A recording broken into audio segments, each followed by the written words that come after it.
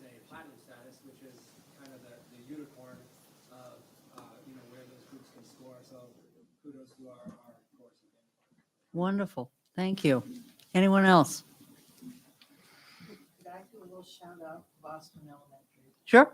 So, shout out Boston Elementary. We had our meeting there. Yes, Some yeah. board members last month, and it was a good meeting. It was wonderful to connect with PTA. And also, I want to say, I got the opportunity to be a judge for the Gettysburg Address, and our kids kicked it out of the ballpark. So, very proud to have been part of that, and very proud of our children. I saw their limo going off to the State House. Yeah, they went down last Friday. They had a great time. Yeah, yeah. That's good. That's great. Anything else? Okay. Katie? I'm a little lonely without Sam. But it's okay. Do you have a joke? I do have a joke. Sam sets a high bar, Yeah, he does. So graduation happened this past Saturday. So I want to give a congratulations to the class of 2022 and all their accomplishments that happened throughout the past 4 years here. The National Honor Society members handed out the the pamphlets with all the names and scholarships, and we also sold water while we were there. This upcoming Wednesday and Thursday are the transition days to welcome the 8th graders into the school and show them around so they can find out where their classes are so they don't freak out next year. Finals are finishing up tomorrow, which is super exciting because then the summer is right around the corner, and that's also really exciting. And like Sam always did, I have a joke, but they're not as good as his were. I'm sure it will be. A jumper cable walks into a diner. The waitress says, "I'll serve you, just don't start anything." Good I one. liked it. I liked it too. Sam. Yes, Yes, he would. he would. Yeah. Amazing. All right. It does not appear that we have committee reports. Under old business, we have the New Hampshire School Board Association resolutions possibility. You'll maybe recall that we asked last meeting if anybody had any suggestions for resolutions that they needed to get with Lori and Melissa. And to my knowledge, nobody has any burning issues that they want the NSBA to consider. Okay. We will get whatever the proposed resolutions are. I assume for our September meeting, we will, as a board, vote on whether or not we support those.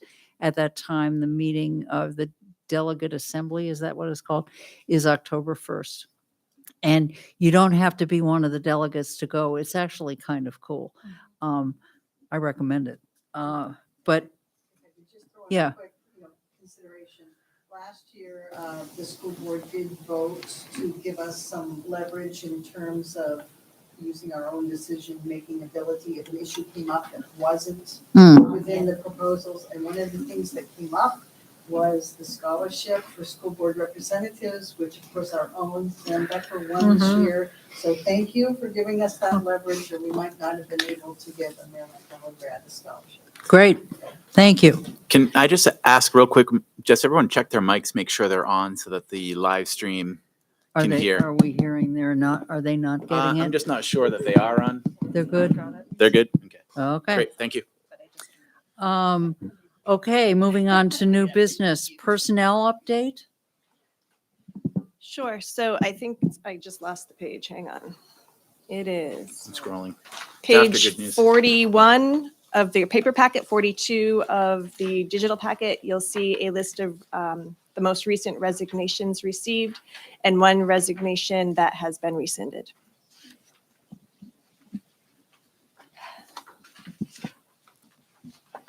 I do have a question. Do we have replacements for these people who have resigned? I think as of right now, we have replacements for almost all of them. Yeah, I have meetings coming up with some new hires where we will hopefully execute contracts. And again, we're fortunate that we're able to attract folks to the district, and we are always optimistic.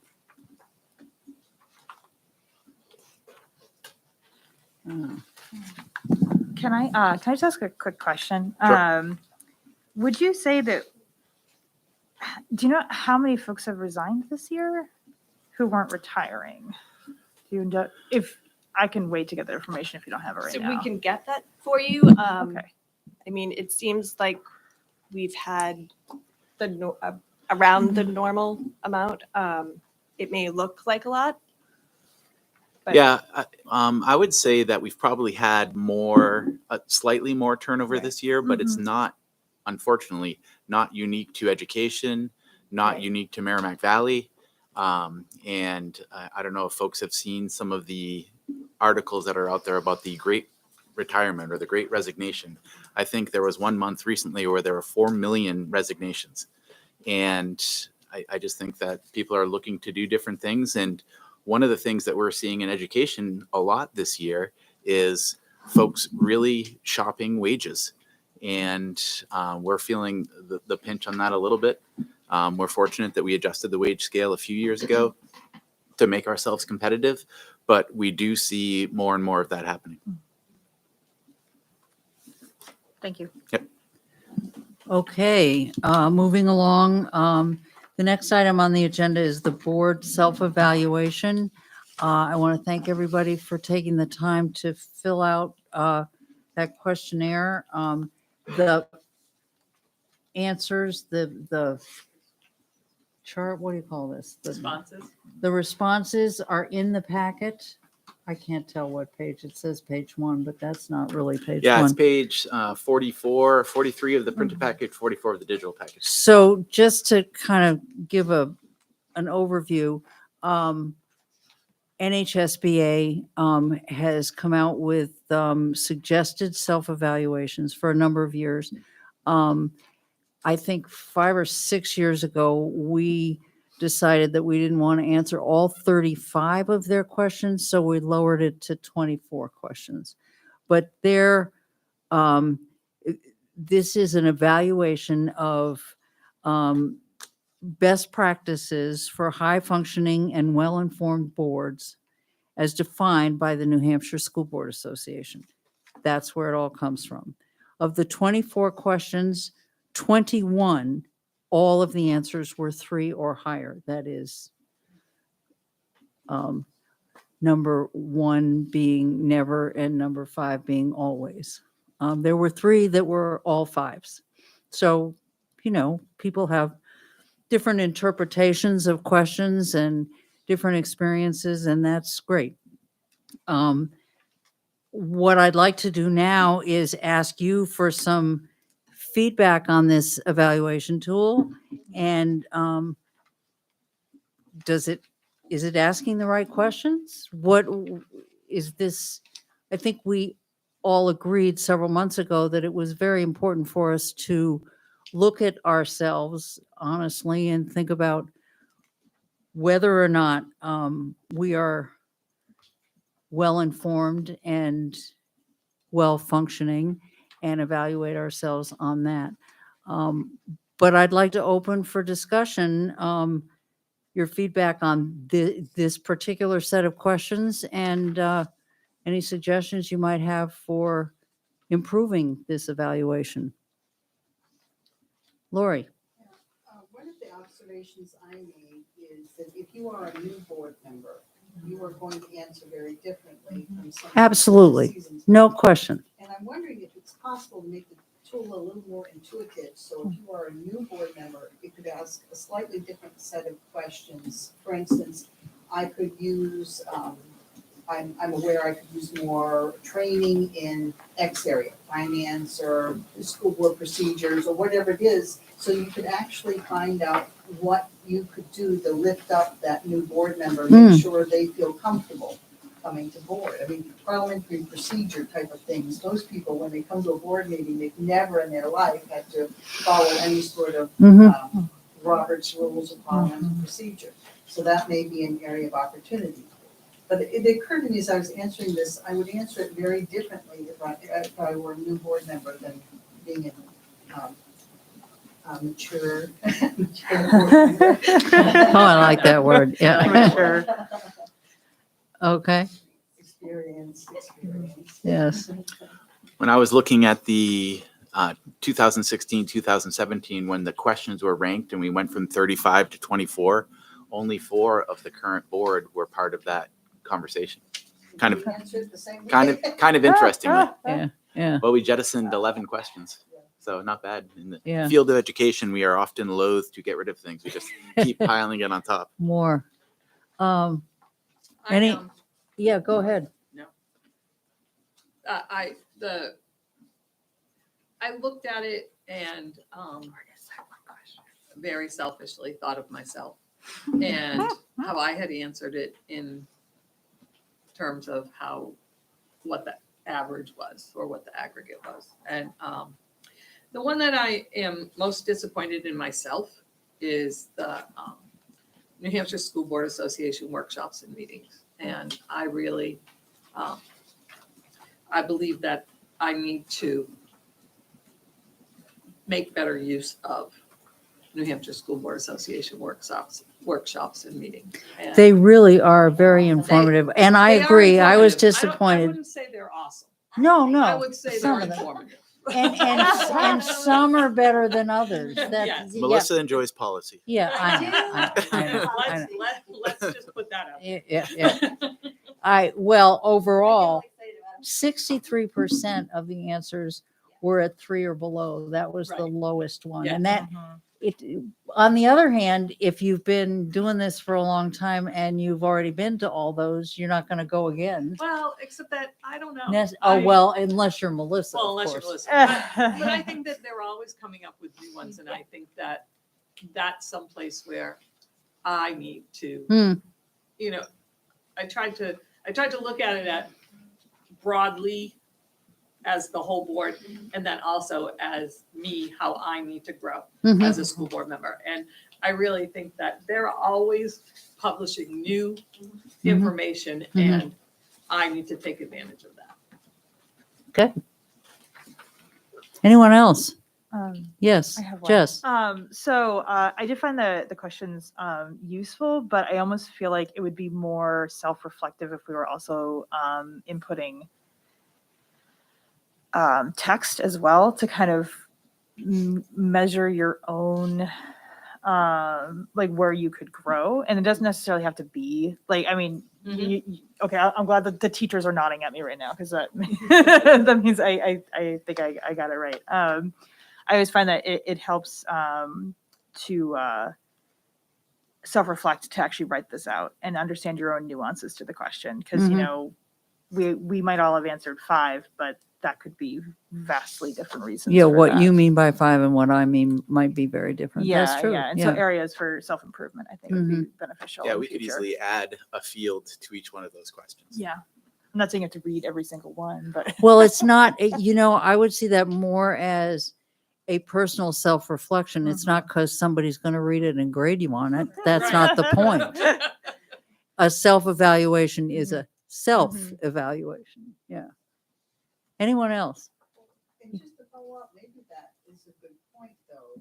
Maybe the last question should be perhaps an answer. What can I do better? Mm. What can I do better? Because we will each have different viewpoints on what we can each do better. Like Tracy.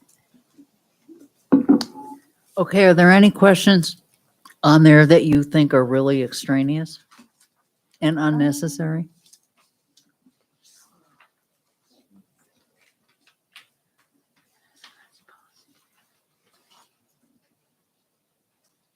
I guess I'm not sure that this is extraneous or unnecessary, but the question that says, or the statement, I use the chain of command to direct questions to the superintendent when contacted by a district resident. The thought that I had in reading that is, yes, and I also answer when I can the questions that district residents bring to me. And so there's something about that question that suggests that it implies that I'm not supposed to engage with district residents, that all questions are supposed to be kicked up the ladder. And so that was the only question I felt particularly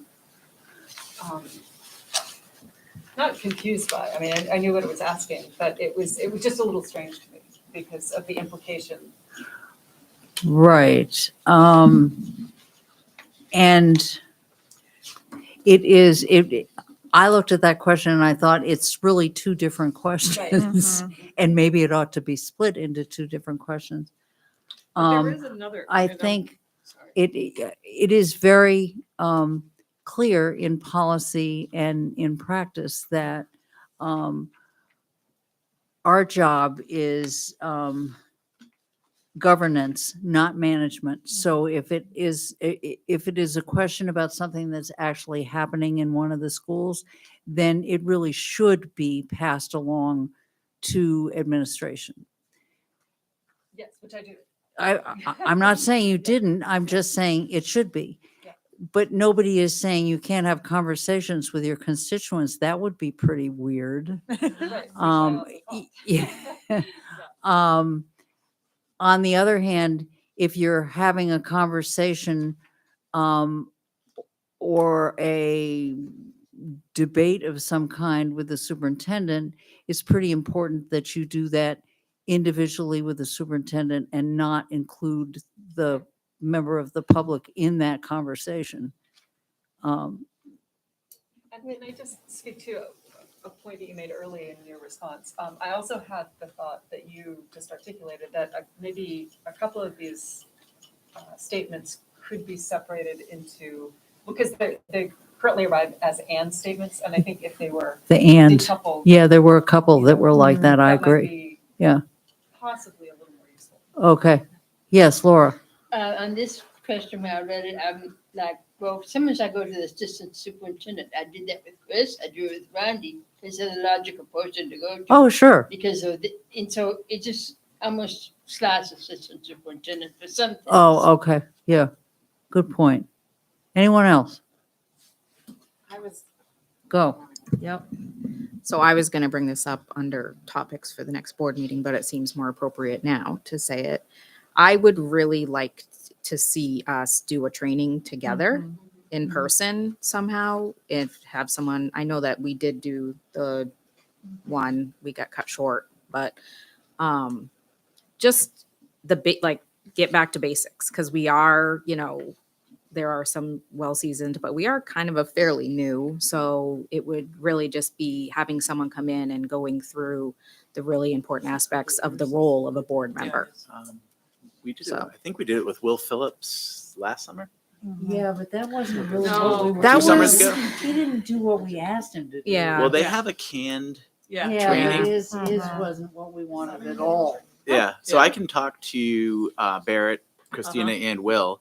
Perhaps what we could do is open up a dialogue with some folks here on the board relative to some of the things that we're looking for, and we send Barrett or Will that bulleted list Mhm. so they don't come in with that canned training. Yeah. Yes. Yeah. So can we, next meeting, can that be on our agenda for next meeting? Can we be thinking this Yeah. month about what we would like to see in a training from the school board and then from the School Board Association? And then we can maybe come up together. I know it's a lot of people to say, we could put a time limit on it. Say we have 15 minutes to do this. Well, But then we can come up with the list. Right. and I could share a Google Doc. I love to do that. Yes. Yes, yes, Well, I yeah, do know that. try to do it in writing ahead of time and then we can look at it together. Here's the list of what people have suggested and then we can Because go from there. My guess That is would it's going to be be a more lot efficient. of similar things that Right. we can Yeah. hone into a pretty Yeah. targeted and concise list. Okay, I lost my place. I think we've done about all we can do on board evaluation for right now. I thank you for your input. And moving along, we have policies KEC and IKB. Melissa, what do you have? So policy KEC is regarding the rescinding of educational materials and how community members or parents, if they have materials they would like to be considered for rescinding. Reconsideration, what did I say? Rescinding. Sorry, reconsideration, how they can go about that. We would like to ask that we consider this for not having a second read, like waiving the second read on the KEC policy with the accompanying form that would be filled out by somebody who is looking for reconsideration of instructional material. I don't know if anyone had any feedback from reading it prior to the meeting. Any Is questions on it? this a new policy or is it, No, it's a- and we have not changed it? It's, Are there It changes? was initially approved in November of 1999. Uh-huh. And this was worked on with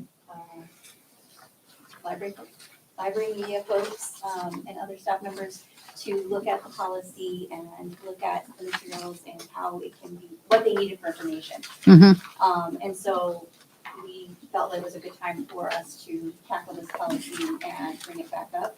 Because of the timeliness of looking at curriculum materials, we Mhm. thought it might be a good one if we could get this one through with waiting the second read so that it can be available for use right away.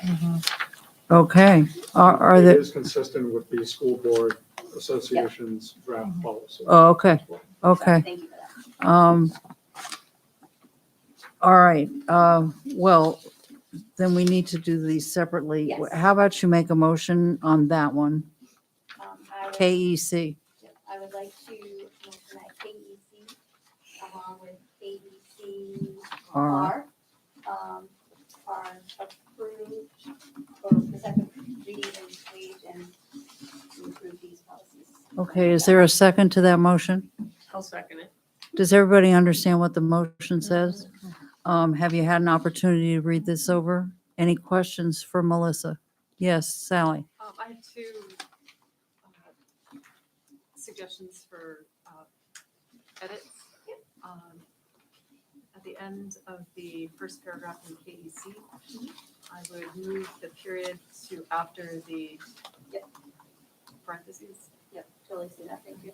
And then on KECR, what is your relationship to MBSD? I would add a question mark. Oh, great. And actually, at the very end, I would change the period to a colon. Date of the initial Conversation conversation. should be full in it. Thank you.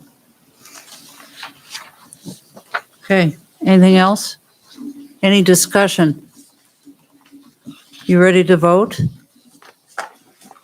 All those in favor of waiving the second reading and accepting policy KEC and KECR, say aye. Aye. Opposed? Motion carries. The other one is IKB, and it's about homework. This is for our first read. I don't think that we need to push this through for a second read. I'm not waiting second read. This policy was a collaborative. We reviewed it. It did exist. It was from, again, November of 1999. And administrators have had a chance to look at this and have given some feedback on it. So we can take a look at it. We'll bring it back for a second read in July. At our board meeting. Okay. I had a question about this one. Is there any sort of statement made about how much homework is okay now that we're on a 7-period day? And so a student might be taking 5 or 6, Or 7? 7 classes. Are we, how does that work? I would have to defer to the building level administrators on that question, because this policy is for all the buildings and not just the high school. Good at, So the building level administrators would need to maybe take a look at that part of this. I think Katie has something to say. So personally, I know there's some, I won't call them out, but other classmates of mine who loaded up on APs this year along with taking classes at CRTC, and the workload in the very beginning of the year was extremely hard.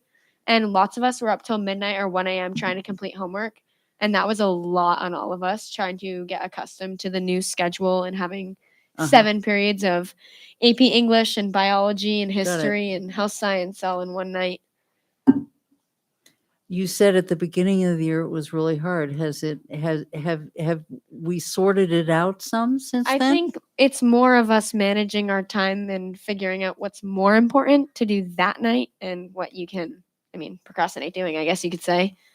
Well, I mean, that's part of learning to study too, but It's not even just studying, like Yeah. it's a lot like certain classes would give you, oh, write this essay tonight, read this 7-page essay tonight, do this project by tomorrow. You have until June 1st to complete all of A, B, C, D, E. Uh-huh. And it's a lot. Have the teachers collaborate with each other that way? Have been able to it out to make it I'm even? not sure, but when we brought it up to one of my teachers, he was unaware of how much other work we had in the beginning of the year. Yes, right. You know, Katie wouldn't know what conversations the teachers had had about it, but I just, if we're making a policy about homework, I think we need to at least ask this question. I think it's a great question to ask. Again, because the policy is district-wide, Mhm. we have to be careful about putting too much restriction on it in terms of, Right. And maybe it doesn't end up in a formal policy, Yeah. but I think the question needs to be considered.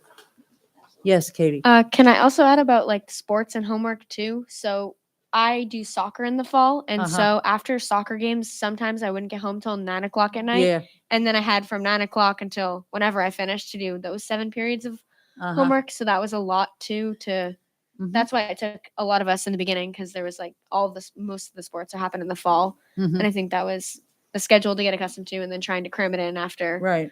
ending at 10 o'clock at night sometimes. Mhm. And you also work. Yeah, I also work too. Okay. Yes, the modern teenager. Go, Sally. I'll second what Katie said, having had a front row seat to the same phenomenon in Mhm. my home. It was hard to watch. And it Mhm. was very difficult to manage. I mean, not so much for me, but just Mhm. the struggle was quite intense. And in terms of whether or not it evened itself out, not entirely. I mean, it's like Mhm. it was pretty consistent throughout the year. Mhm. And I know this is a sample size of 2, but Mhm. I wonder if we asked others Mhm. what they might report. Oh, and I think particularly with student athletes, when you have a meet or a game that you don't get back to the school until 10, 11 o'clock at night, or in one case, 11:35, as I recall. And then you've got an exam the next day, it's hard on the kids. Mhm. Mhm. Okay.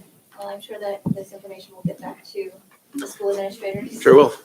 All right. Thanks. So we're not going to take any action on that Nope. proposal. We will also be To be bringing- continued, right? We will actually be bringing one to our July meeting for a first, another one for a first. Okay. Just because our meeting's right before the July meeting. I just wanna make sure All it's right. out there that- Oh, it is that night, right? Yes. But we Okay. will have a policy that we'd like So to the have July about. meeting is starting at 6:30, is that Yes. right? Yes. So Okay. we're meeting at 5:30. Okay. Moving right along, manifest and journal entries. Tracy and I have both had an opportunity to sign off on them. You all have seen them electronically. Could I have a motion to accept the manifests and journal entries? Second. Okay. Any questions? All those in favor say aye. Aye. Opposed? Motion carries. Okay, moving right along. For my report, I want to congratulate the class of 2022 and Merrimack Valley High School for having another impressive and just great graduation ceremony.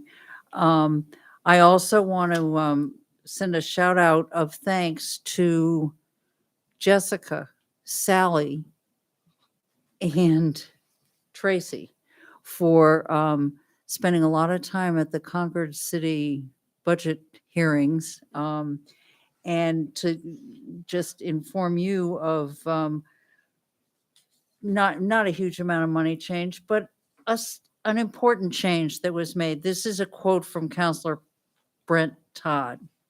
Due to the success of the interchange development and market basket project at Whitney Road, along with other past development, the fiscal year 2023 budget plans for the release of 10% of the captured incremental assessed value within the Pennacook Village TIF district to support the city's general fund, Merrimack Valley School District, as well as Merrimack County and the state of New Hampshire.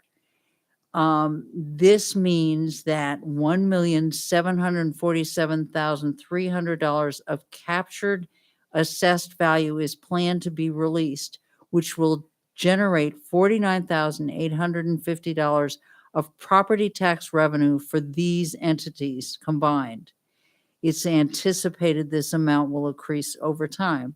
Now, obviously, the district is sharing it with two other entities, so it's not going to, substantially change Pennacook tax bills, but we're moving in the right direction, and it's thanks to the support of you three and of Mark that we're being heard, and that's a good thing.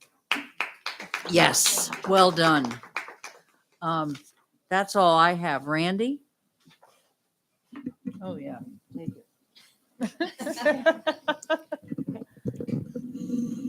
Thank you. I wanted to address a couple of things that were brought up by board members, and we already touched on one. But first, I wanted to tell you about the presentation that we did today. Me, Mark, and Pam Hill. We mentioned here that we're going to be presenting on the Teacher Mentor Program, and so we presented today to the National Association of State Directors of Teacher Education and Credentialing. So it's a lot of state level leaders. In fact, there were a few folks from the New Hampshire Department of Education, now New Hampshire Ed, that came to our session and were very taken by what we had to say and asked us if we would be willing to be a model for one of the new credentials that they're trying to get through, and that is Master Teacher. They were wondering if we would be willing to take on that role, and they were very excited about what we had to offer. And even when they gave us the hook and we had to end the session, we had people coming up to chat with us after the session, which is usually a good sign when they're not running for the doors. So so that went I think better than could be expected. Otherwise. So a couple of things. We started touching on the teacher retention, and although we may be losing a few more teachers this year than we have in past years, we've had these discussions with the Lakes Region Superintendents Group, and they're seeing it in every school, particularly the hard to fill areas. And one of the things that happens when there's a small department, if you lose 3 people out of a department of 4 or 5, it might seem like, hey, what's going on here? Well, I can tell you in one of our neighboring districts, they have 4 math teachers in the math department. They are looking for 3 math teachers right now. It just so happened one took an administrative role, one decided to retire, and one moved about an hour and a half away. Now they're looking for 3 out of the 4. We have a similar thing in one or 2 of our spots where we have, a number of openings. So it certainly makes it feel maybe that it's an issue. And from what it appears is a very common, and it's in the critical need areas and the tough to fill positions. If you're trying to fill a world language or math or a special ed case manager or music or art, those are just tough spots to fill. So it definitely, and if somebody takes a job somewhere else, then the dominoes fall, and we end up with an opening sort of by default. So just wanted to sort of put that into a little bit of perspective and what we're hearing from around the region. The next topic I was asked to touch on was the 7-period schedule, and I don't want to dwell on it too much, but I do want to give you just a few stats about the 7-period day. So we go back to the last semi-normal year, at least as far as, getting classes chosen and getting them sent out, that would be the 1920 school year. And we were in the block schedule during that year. And at least the scheduling part for the 2 semesters was semi-normal, I guess will be the term I'll use. So during that year, 1920, we had an 84.8% scheduling success rate, which is a pretty decent number. Our scheduling success rate for the 22-23 year is 94%. So, it does happen that everybody can't get everything that they want, but, when we compare, going back, we are making significant improvements in our scheduling success rate for the overall student body. There's certainly a lot more stats, and, it doesn't help when you're one of the people that doesn't get, the class or classes that you were looking for, particularly if you're doing CRTC and AP classes and band and a lot of classes that can only be offered certain periods of the day. So if you have CRTC and you're that first block, and you have a class that you really wanted, block 1, you're out of luck. You're at that point of choosing one of those 2 things. So this year scheduling was a little bit later than it typically is. We usually like to be getting that all taken care of before April break, and then the counselors work through April break and furiously tweak everything, and things were a little bit later this year. But other than that, it's the numbers are the numbers. So I think that's all I have. Thank you. So I have a question regarding the report. So in this scheduling dilemma, would it make any sense to look at class size? Could that help in any way with the scheduling dilemma? Well, with some of the class, are you saying like lowering currently our policy is 15, but we run any capstone classes even with lower numbers. So for instance, AP Calculus, I believe, has 10 students this coming year. And, even though we have a policy for 15, we have that for capstone classes, we run it with lower numbers. So that's already happening, but we don't, we wouldn't be running 2 classes of 5 for AP Calculus, for instance.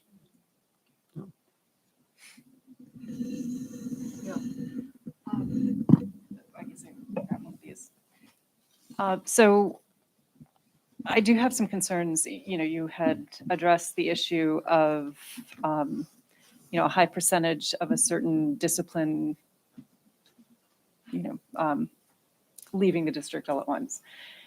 And, I can certainly understand that, perhaps that we are in line with what other school districts around the country are experiencing, and that perhaps it may be a matter of coincidence.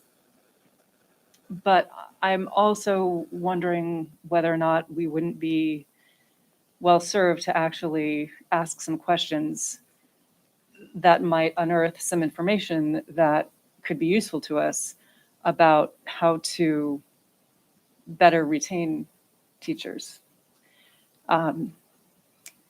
And I don't believe we yet have a 360-degree review process in place. Is policy committee the place to bring that up? To do what? No, I'm sorry. A 360-degree review. Do we have, do we do exit interviews? For one thing? We do exit interviews when an exit interview is requested. Okay. We touch base with folks when they do resign, and there are many people that say, hey, I'm moving to the seacoast and I'm just not going to drive an hour and a half. So there are things like that. If that's what they give as their reason, there's really not a reason to have an exit interview. Or I can make $20,000 by going next door. Again, that's probably not, much to dig into. But we have, every year I have a few exit interviews with folks who are leaving. Again, we don't force them to come in, but they're certainly welcome to. I mean, I'm thinking specifically of our district's music program, which has lost, I think, maybe all but one of the music teachers in the district. Mhm. And my teen will have had, I think, 3 music instructors in her 4 years of high school, band teachers. I'm worried that if we don't take a moment to look at what else may be going on, that this may become a repeat problem. And so I'm wondering what we might do in order to, to examine what other issues may be more local than just national trends. So I think if we're going to talk about particular departments or people, we should probably do that in non-public. Okay. I think it might be a better place for that. Okay. I mean, I'm also just thinking, like, generally Mhm. speaking, we might be well served to have some sort of mechanism in place in order to do a little bit of self-examination. I like the idea of kind of like, catching this before it happens. So maybe in policy, we can look at policy GCO to kind of review the idea of a full review, a 360 review. Can we do that at the next policy meeting? Can I ask a 360 review of people, of a program? It would be of, well, at least in my profession, when you do a 360 review, it's of your work environment, your workload, and your supervisors, as well as your peers. I mean, the idea of a 360 review is to get Yeah, I a know what they critical- are. Okay. And So there you go. and it's a pretty hot topic. Hmm. So 360 reviews, the literature and the research on 360 reviews is not incredibly beneficial. So I would encourage people to look at that, especially in terms of education. How would that work? I know we use it in business all the time. But how would it work in an educational environment where you have unionized employees who, I presume the union would want to be involved in that process as well. But I do think something that would not be specifically personnel related and therefore engage that sort of discussion might be a review of our programmatic offerings and seeing that if programmatically we have appropriate workloads for people and we have appropriate staff and support for programs, if that might be one way we can approach. Because sometimes attrition occurs because the workload is too heavy. You're being asked to do too many things. Okay, food for thought, definitely. Dr. McLean, you're up. Okay, I actually have a report that's based somewhat on a question from the board and received it from a community member. And it was relative to the school safety and security plans that we have in place. And a lot of these questions come on the heels of the tragedy in Uvalde, and was certainly something that we were planning on doing through the reports tonight anyways, recognizing that it was going to be on folks' minds. So I have a little bit of a list here, if you'll bear with me. So I just want to briefly touch upon some of the things that we have in place relative to safety and security. So every school has an emergency operations plan. We affectionately refer to them as EOPs. And those are uploaded annually to the Department of Education, a new acronym, NHED now. And each school must annually submit their EOP, and the facilities department and the administration at each building work together on that. If anybody wanted to look at sample EOPs, the high school and the middle school both have those posted on their websites. So I'd encourage folks to look at that as well. There are some emergency and safety related policies in sections E and J, but they're really more kind of checklist in nature relative to what an emergency operations plan might look like and include. But I just wanted to reference that a little bit right there. Safety drills. Each year, all schools must practice at least 10 safety drills. And these include evacuations, lockdowns, and things like shelter in place. And essentially, we try to hope for good weather when we do some of these things, when we have kids outside and we have them unifying in different groups outside and exiting the building and coming back into the building. and working on reunifications and things like that. Every school has secured entrances, and when you walk into the high school, you'll recognize that as well. So each year, there's only, during the day, there's only one point of ingress into the building, and it's true right now as well. And there are multiple points of egress. So if there is an evacuation, there are doors that you can just hit the push bar on and get out of. But those doors are not operational both ways when they're locked, obviously.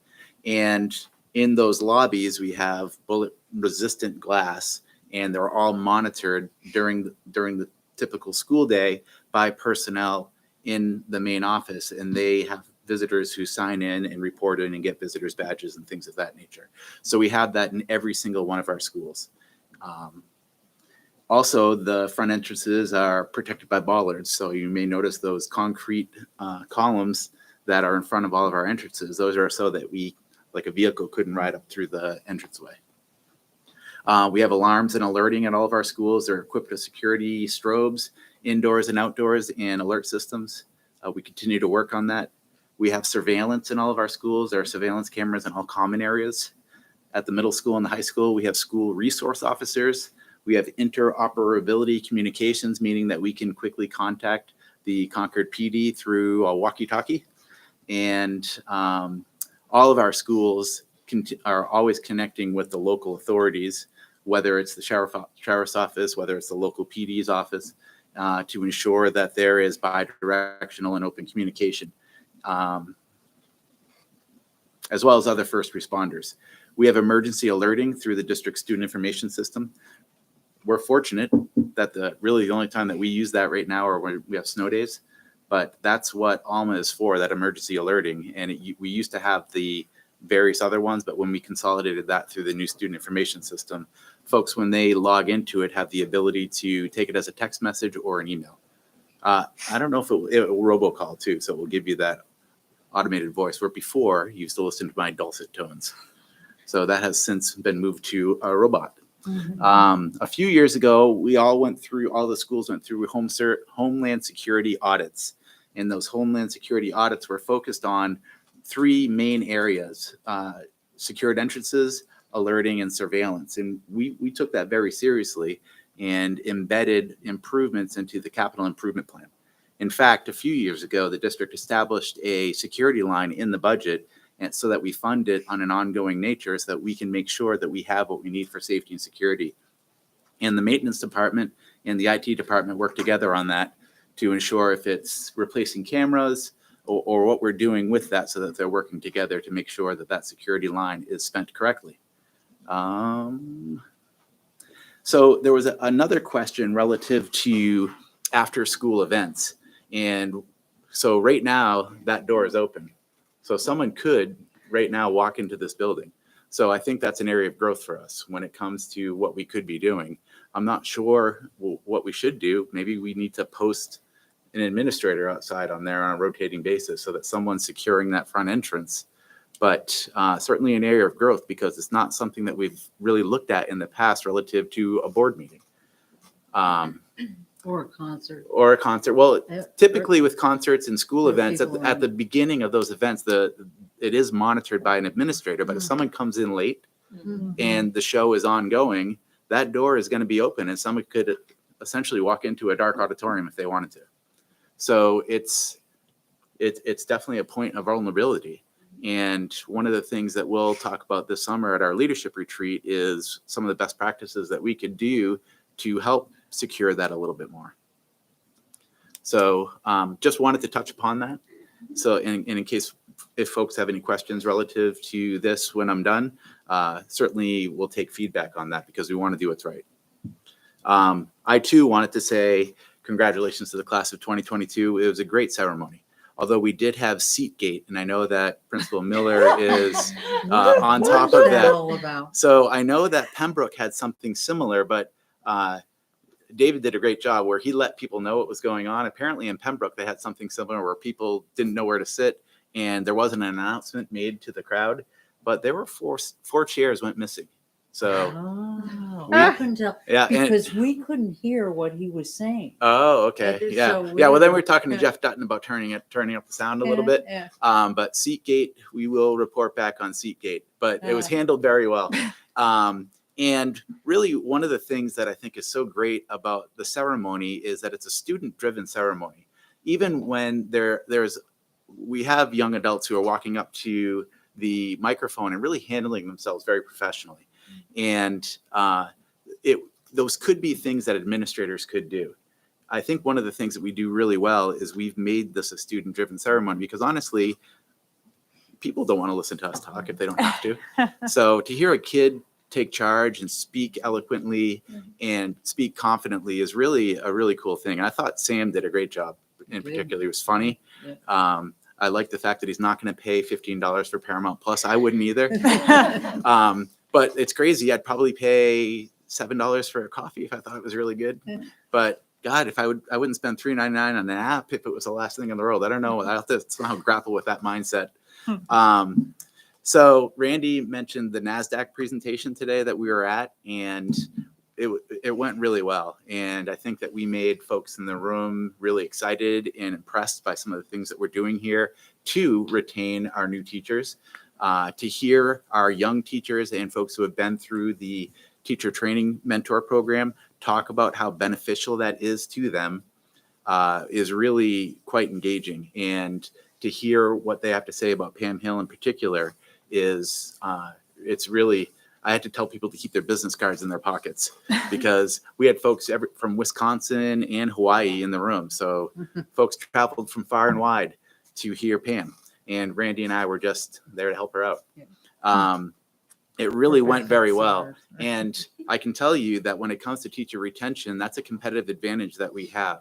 And it's certainly something that we're thoughtful about and that we revisit every single year. One of the things that Randy and I do every single winter is we visit with new teachers and we take their feedback. We ask them about their workload. We ask them about the new teacher orientation program. We ask them if they have ideas that they want to make sure that they have the professional room and resources and support to try. And our only caveat is don't put students at risk. So if you have a crazy idea that you wanted to do, a new process, some different way to engage students, do it. Well, we're a yes first organization. It might take us a while to find some of the resources, but we'll find the resources. And we'll work with you to make sure that you have that room professionally to try something different and to challenge yourself, because we look at that as a growth opportunity for our professionals. And it's something that we're very sincere about. So we check back with folks. I asked them, I said, did I make a promise to you in May of the previous year that we haven't given you the room for? And we take that feedback very seriously, and we've used it to modify the new teacher orientation program over the years, to modify those monthly meetings that those new teachers have. And we discuss what we do broadly with the administrative team every year once we have those new teacher meetings. So we are very cognizant about how we're bringing new professionals in. And before COVID, and hopefully this is one of the last times I say before COVID, we were choosing years. For example, we also had these same meetings with any teacher who was in year 20. And so we brought them a warm cup of coffee or a Diet Coke, which is kind of one of our frequent offers, and or a tea, and sat down and just took their feedback. And our goal is to listen and to not talk, which people are probably hoping that I'll do very soon. So, that's something that Randy and I have been doing. So we're very cognizant about how we're empowering and treating our professionals. And that's probably one of the best ways that we can continue to retain people, recognizing there are going to be anomalies. Also just wanted to let folks know that this is the last board meeting that we have that starts at 7:15. So we're going to be moving to the first of the month in August because the first of the month in July is a holiday. But our meetings will be starting at 6:30 in August, and then in September it's a holiday, so we're going to the second month. But then we're really starting in the first of the month at 6:30. First Monday of the month. First Monday of the month at 6:30. And it'll be nice. Maybe the sun will be shining a few times on our way out the door. So that's it for end of the year. Hard to believe. Wow, okay, thanks. Are you gonna go back Oh. to having snacks at our board meeting? Maybe. I like Yeah. snacks. Yeah. Yeah, we used to have snacks, yes. I do have a quick question. So as part of your examination practice, I'm hopeful. I had a few constituents reach out to me about the alarm incident a couple weeks ago. Mhm. And I'm one question. Usually, if there's maintenance, do you not usually let staff know that there's maintenance, even emergency maintenance happening? Yeah, so there's a lot of context and nuance to this. So Mhm. the day after the Uvalde incident, we had a vendor here, and that vendor had been here plenty of times before and gone through the same exact routine. It was a fluke that the alarm went off. And typically, if we thought there was any thought that that alarm would go off, we would have let people know. But it was a complete anomaly, just Mhm. really poorly timed. Yes. So, and we let Quite. people know about that right away. So as soon as we could, it's just, if we could have scripted worse timing, I don't know that we could have scripted worse timing. So I think the concern there, at least these folks that have reached out to me, is that it wasn't like immediate, and there was a period of about 15 minutes before anyone actually knew, which can be a lifetime if you are in a situation like that. So I'm hoping that you folks are kind of just examining the postmortem and the communication failures that might have occurred. And Yeah, Points in I the would say, future? yeah, I would say that there's definitely nuance and context of the Mhm. information that you're getting that's not 100% accurate. So it's certainly something that we talked about at length. I'm waving at Chris Vos. We did talk about that a lot, reviewed it afterwards, and I would just hope that people would have the faith and trust in the fact that we are doing that. And honestly, it's one of those things that happened, but we certainly were all over it and did examine it very deeply. thank you. Laura, did you have something? I'm sure I kind of know the answer already, but we do have a system for knowing, like, if we have to evacuate the building, for accounting for all the kids, the place they go and meet, and somebody's got a list of who to account for. Yes. I remember one time we had to evacuate Bastrop or something. We walked them on a bus over here. This was years ago. Yeah. Yeah, we do. Yeah. Okay. Topics for the next board meeting? So I just want to Yes. clear up what we're going to do. We are going to, each one of us is going to think about what we want in terms of how, Self-evaluation. well, yeah, Professional but development. professional Oh, development. professional development, excuse me, yes. From- Yes. Do we look at what's already being offered? Should we just like come up with things like, in the dark recesses of our mind? Well, I would think, what do you think would be helpful to you? And then we look at that and we look, okay, there's already a workshop that really answers that question, so that works. And let's just sort of put it all into a pot and So look Mark, at when it. do you want it all by? Or do we send it to When you Rand? guys weren't looking, I already shared a Google Doc. Oh, Okay, So there is a blank document right now that is ready to collect feedback and ideas, as some folks would like to say. yeah. And, I think we'll start there. At okay. least, at the very least, then when we engage in the conversation, we're not starting with the blank slate. Mhm. So everyone's going to have access to that. And when someone else posts something, that may capture something that you were thinking, or you may add something underneath that. And we'll have the ability to create these buckets of ideas and topics. And from that, Randy and I can reach out to Barrett Christina and Will Phillips at the NHSBA and say, these are some ideas and topics that came forth from the board relative to training and needs. What's your advice? Okay, So as we look at that, perhaps at some point in the fall, we can bring the NHSBA in for a board training. So I don't, Does that work? it'll be organic and we can report out on it at the next meeting. okay. Yeah, it won't be a big discussion at the meeting. It's more of a sort of ongoing, FYI. document. Yeah. Okay. So I just wanted to. Let me know if you Yeah. have trouble accessing that document. You shouldn't, but you may. Okay. Other topics?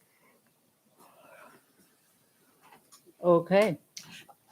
Yes, I don't have another topic. I have something that I want to say. well, okay. In my position as the liaison to the CSI School Board, it was my pleasure to be at the CSI graduation last Thursday night.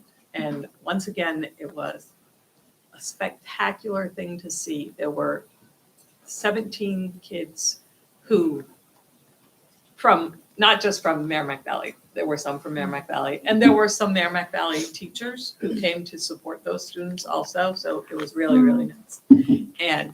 But 17 young adults who would not have graduated from high school without the CSI Charter School, and it was just a great thing to see again. And I thank you all for letting me be the liaison. It's an awesome deal, huh? It is, it's I great. love it. Yep. Anyone else? All right, we now come to the time when we open the floor for public comment. And we do have a Anyone? quick non-public after. And we are going to go into non-public after to talk about a couple things that need to be in non-public. Yes, Louise. Katie, can we have her use your? Yeah.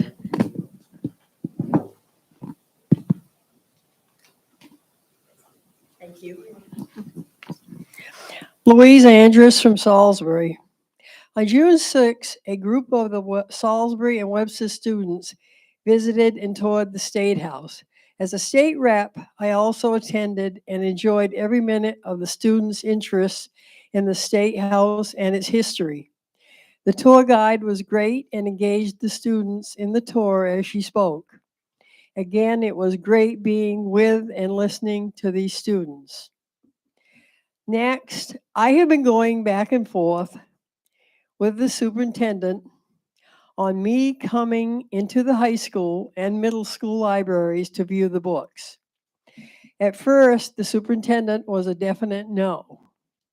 I repeatedly asked him what New Hampshire RSA gave him the authority to deny me access to the libraries. To date, he has not answered that question. But his last email and policies gave me permission to make an appointment to come into the libraries, but that could only occur under supervision and for only about an hour. This is laughable in my opinion. What does the superintendent think? Does he think I'm going to steal the books or rip them up? We all own the books in the school district. Our tax dollars paid for them. Parents come to me where I have no children in school. I wanted to see what books were available to the students. And I still don't understand why there's such strict supervision by me looking at them.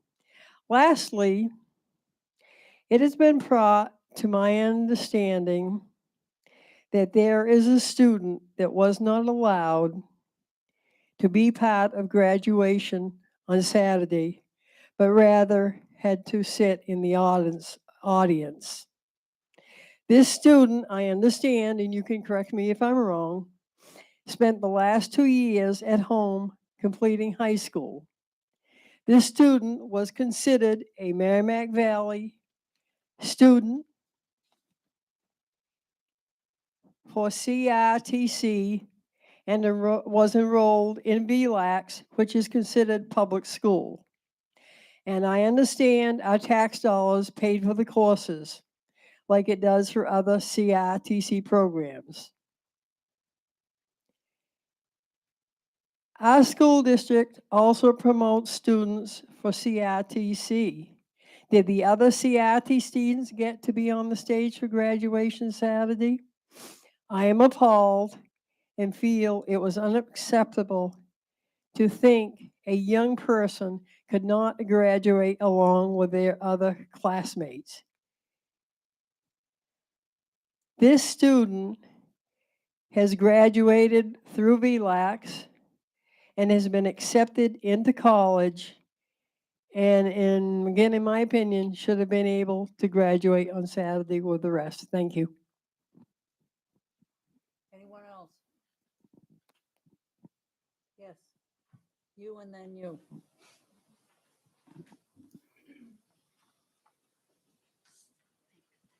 Hi, my name is Samantha Kimball. I'm an AP student and a band student, and I'm not sure if you're aware, but next year at the high school, AP Calc, AP Lit, and Band were scheduled at the same time. And while I'm aware that next year this is not going to change, the schedule is pretty set in stone, I'm here to ask that change be brought in the following years. So first of all, it's unfair to ask students, mainly AP students and band students, to choose between seeking a higher standard of education or taking band and practicing in the performing arts, which our band program is already struggling.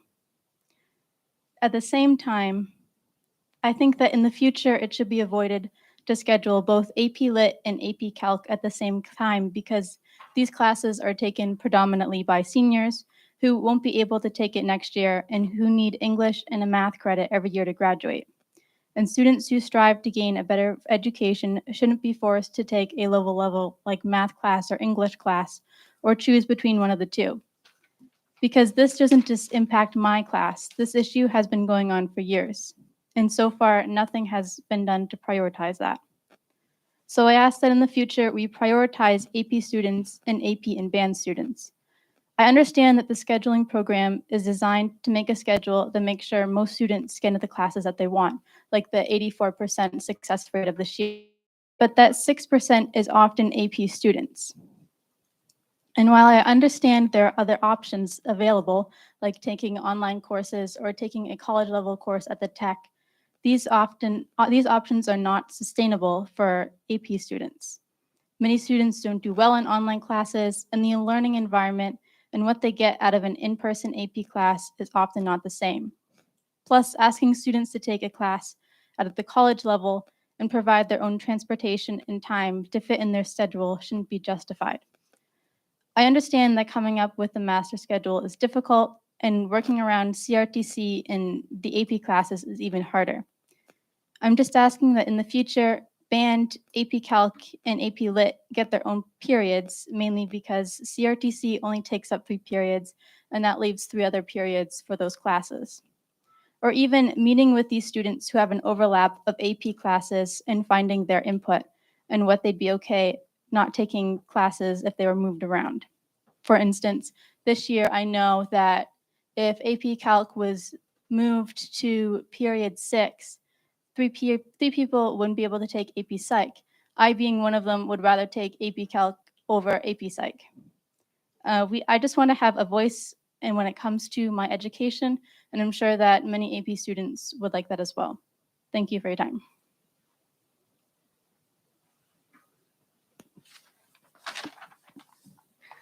Hi, I'm Marshall Carey Matthews from Boscawen, and this is the same subject of the scheduling issue between AP Lit, AP Calc, and Band. So just to provide a little extra context, 2 of the people who are affected by this scheduling conflict are both drum majors. That would be myself and James Kelly. And so we are left in an interesting situation, at least the 2 of us, and for sure the other students affected by this issue, in that we don't really have a choice. Because given the situation with our music program, we're losing a band director, and as I've heard, we are losing every single music teacher except for 1 in the district. I think that's pretty damaging to our school district and pretty damaging to our music program that has been fighting to be alive a lot, especially these past 3 years where it's really hard to rehearse with the virus, and a lot of these scheduling conflicts have been ongoing for years and years and years. So it's really difficult to be put in a situation where I basically know I don't have a choice. Because if I give up on band, and if James gives up on band, we basically have a dead music program. There's going to be very few people who can lead, very few musicians who can bring up the next grade of freshmen, and the music program is going to suffer even more if we choose to take the route of giving up band, which is definitely not a class that colleges will look for in a student more than AP classes. But since we are essentially giving up AP Calc and AP Lit, for me personally, it's only AP Lit. For James, he would have to give up both, and he signed up for both. So the problem that I see with this is that we are often given sort of a consolation prize for, you tried really hard, but sorry, we can't do anything. Here's your consolation prize. You get VLAX or you get a community college. And I respect both forms of education. I've taken both forms of education. This past year, I have taken physics on VLAX. I have taken Calc 2 at the community college, and I'm currently taking Chinese on VLAX. And while I do believe that these options are viable for a student, I think they are subpar, quite frankly, because VLAX and online learning, it is not curated by the instructor. Your instructor is basically overseeing that you do work, not how well you're doing it. And teacher availability is very poor. My current Chinese teacher is only available on afternoons on Mondays and Tuesdays, so I can't really ask her a pending question that I might have at any given moment, which is something that I am very fortunate to have in an in-person school environment. Now, community college would be a good option, but we're not provided transportation. We have to find our own way to transport ourselves to that school. And we also have the problem of purchasing our own resources, and community colleges don't schedule along with a high school. We can't just say, okay, during period 2, I'm going to go to the community college to take whatever literature class they offer. They offer classes in 2-hour blocks, and they are at very inconvenient times of the day. The Calc class that I had this past semester, I had to leave school early during 7th block, and sometimes during my band block, go to the school, take my course, come back for cross-country practice, and I would miss part of cross-country practice. So oftentimes these scheduling decisions don't just affect our classes, they also affect our extracurriculars. And so I think that's also something to keep in mind with this decision. And I think at this point, I'm not necessarily looking for a schedule change. I would just like a better and more viable accommodation than my guidance counselor telling me, here's your options on VLAX, here's your options at a community college. If you can't do that, well, sorry, I can't help you. So I'd just like you to consider that. Thank you. Thank you very much. Anyone else?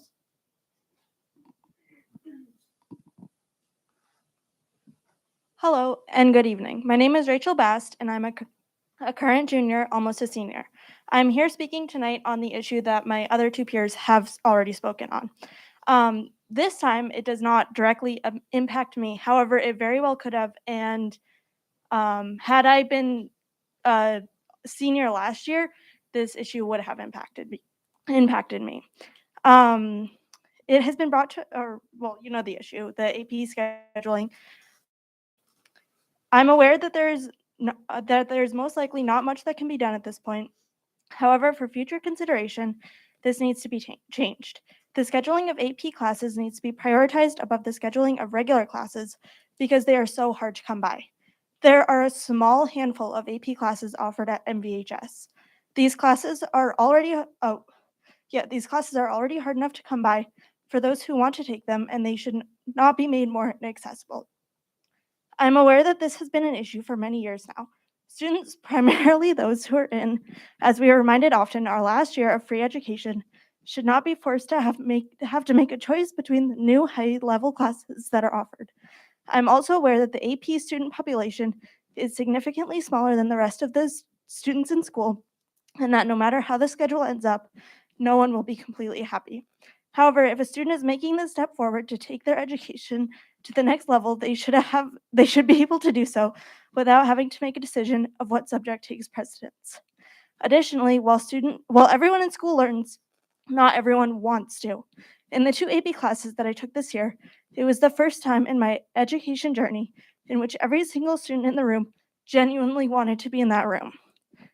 And I greatly benefited from that experience. Again, AP students should not have to deal with scheduling conflicts as a result of seeking out higher education. Thank you for your time. Thank you. Is there anyone else in the public who wishes to speak?